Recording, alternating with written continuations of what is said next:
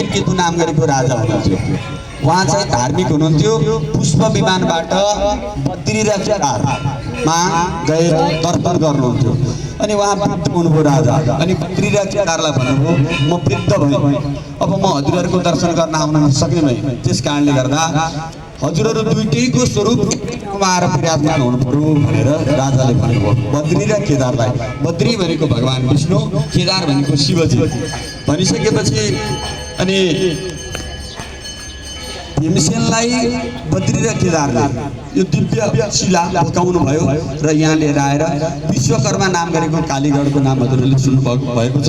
त्यो चाहिँ एक दिनमा नै तयार गर्न लाउनु यो मूर्ति तयार भइसकेपछि अनि अब जब मूर्ति तयार भयो, अब यहाँ हामीले शिवको रूपमा पूजा गर्ने कि विष्णु गर्ने भनेर त्यहाँ विवाद भइसकेपछि बद्री र केदार यानि कि र विष्णुले भन्नुभयो रुद्राभिषेक हुन्छ शिवको रूपमा।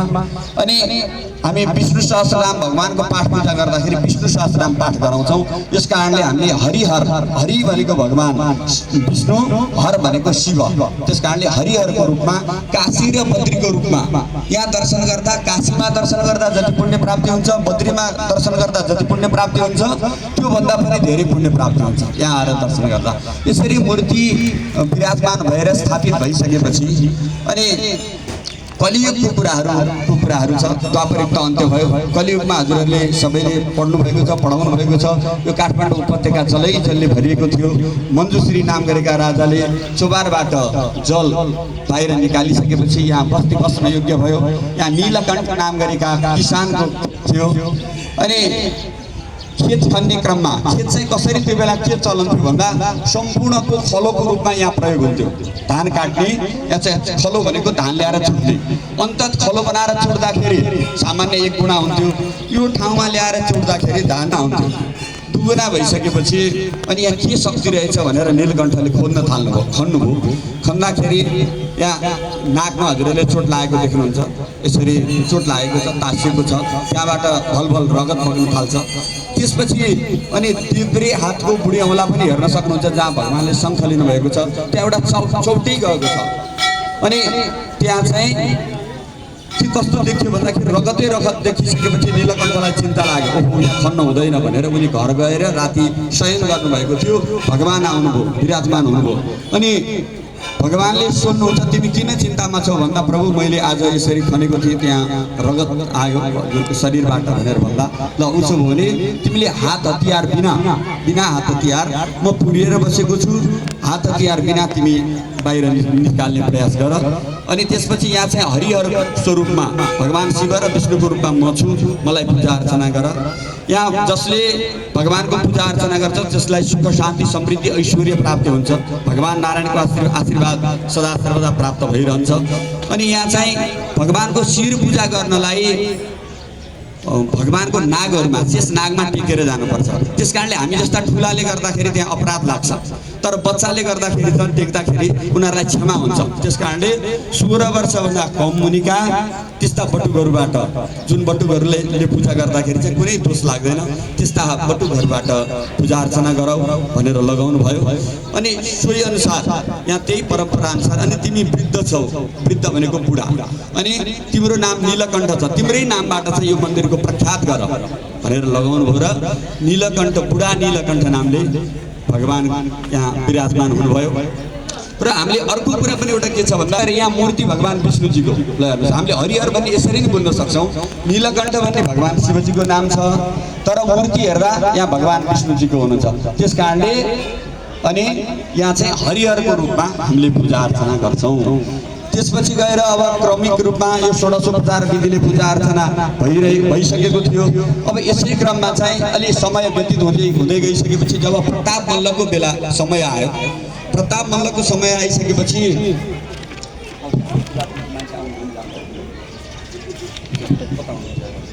जब प्रताप मल्लको समय आइरहेको थियो, प्रताप मल्ल अलिकति धार्मिक पनि हुनुहुन्थ्यो। अलि उमेर हुँदै गइसकेपछि मान्छे धार्मिक उसो पनि हुन्छ, त्यसमा पनि प्रताप मल्लको अलिकति धार्मिक पनि हुनुहुन्थ्यो। पहिला के कस्ता कर्म गर्नुभयो यसमा पढेका छौँ, कतिवटा रानीसँग विवाह गर्नुभएका कुराहरू सुनेका छौँ, तर ती कुराहरू हामी छोडौँ। उहाँ धार्मिक भएको कारणले मैले भगवान नीलकण्ठ को दर्शन गर्नुपर्छ भन्ने जस्तो विचार गरेर यहाँ आउनुभयो।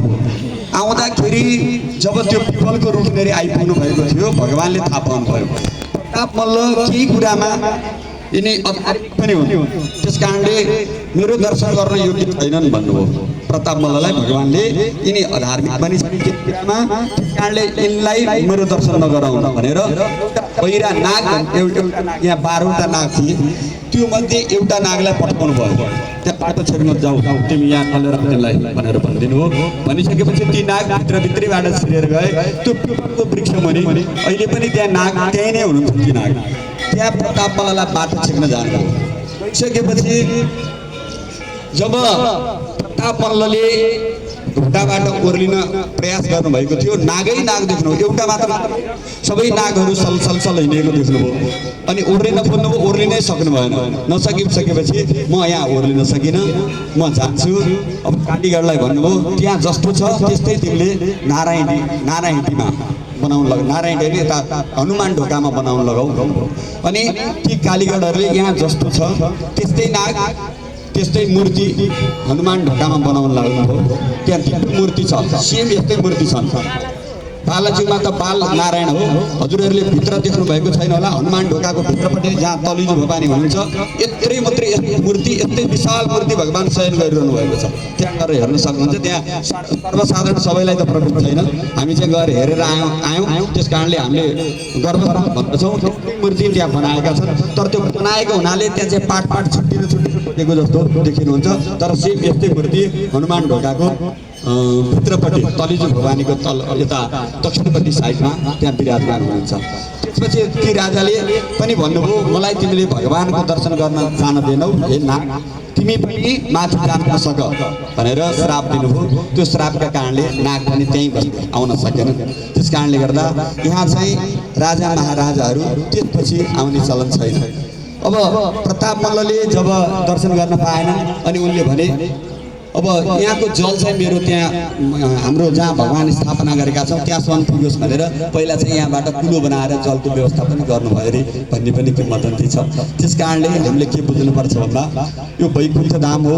यस्तो वैकुण्ठ धामको एकपटक मात्र दर्शन गर्दा पनि हाम्रा सम्पूर्ण पापहरू नाश हुन्छ भने आज हामी यस्तो भाग्यमानी छौँ। हजुरहरू आज भगवानको दर्शन गर्न पाइरहनु भएको छ, नेपाल जननीमा जन्मन पाइरहनु भएको छ। यो सौभाग्यको कारणले मात्र यस्तो पवित्र भूमिमा आउन पाइन्छ। आज हाम्रो जन्म विभिन्न देशमा विभिन्न क्षेत्रमा भइदिएको पवित्र भूमि हामीले देख्न सक्दैनथ्यौँ, पाउँदैनथ्यौँ। हामी मनुष्य हुनु नै सबभन्दा ठुलो कुरा छ। त्यसमा पनि आपदा क्षेत्रमा जन्म लिनु अत्यन्त अशुभ छ। त्यसमा पनि भगवान भगवानीले गर्नु यो वैकुण्ठ धाममा आएर कर्मको हाम्रो सत्कर्मको प्रभावले मात्र प्राप्त हुन्छ। आज हजुरहरूलाई मैले यो पवित्र भूमिमा स्वागत गर्न पाएँ। म भित्रदेखि नै साह्रै खुसी भएको छु र आगामी दिनहरूमा पनि हजुरहरूले भगवान नारायणको दर्शन गर्नुहोला र आफ्ना विद्यार्थीहरूलाई पनि भगवानको बारेमा बताउनु होला। ल केही प्रश्नहरू भएदेखि हजुरहरूले सोध्नु होला, नत्र भने म यहाँबाट बिदा हुन्छु। धन्यवाद। पावन यो मूर्ति यसरी यस्तो मूर्ति चाहिँ छैन हरिहर भनेपछि अब कुनै दिन आएर छाया दर्शन प्रकाश सरलाई यहाँ आएर भेट्नु होला। सरले छाया दर्शन गराइदिनुहुन्छ, विज्ञानलाई पनि माथ पार्छ।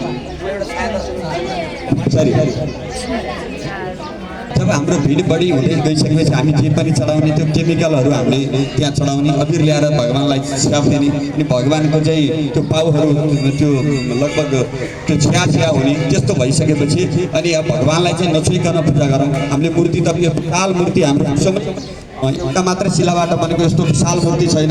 यसलाई चाहिँ संरक्षण गर्न हामी सबैको कर्तव्य हो, दायित्व हो भनेर 2066 सालबाट पाउलाई चाहिँ हामीले यता राखेर अथवा अर्को पाउ स्थापना गरेर त्यहाँ पूजा गर्ने परम्परा चलाएका छौँ। यो चाहिँ हामीले मूर्तिको संरक्षणको लागि गरेका हौँ।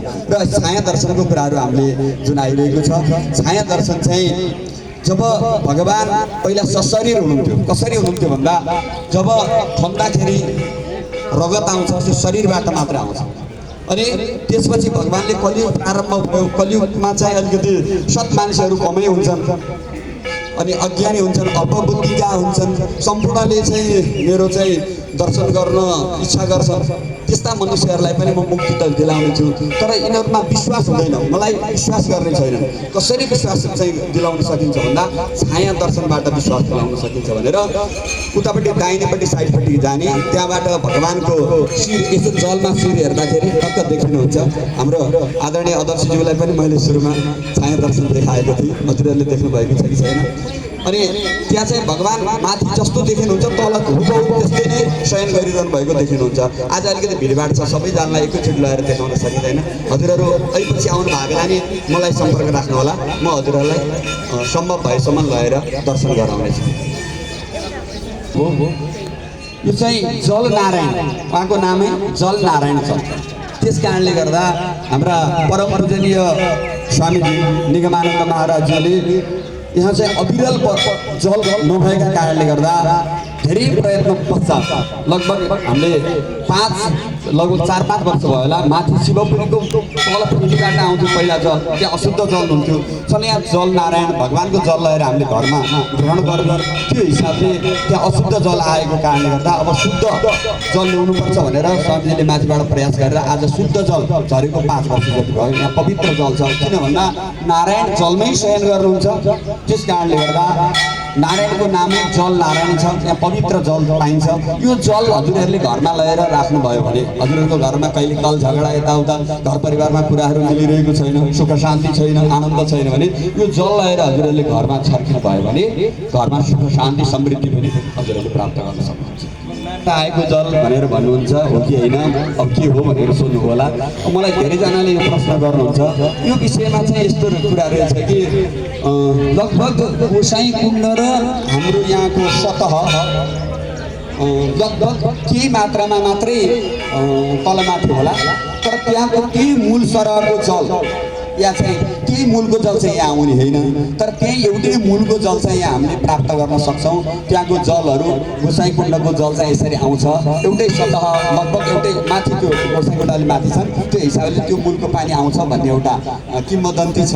तर त्यहाँको पानी त्यहाँको जल यहाँ हामीले लिएर आएका छौँ, यहाँ आउँदैन, त्यो पनि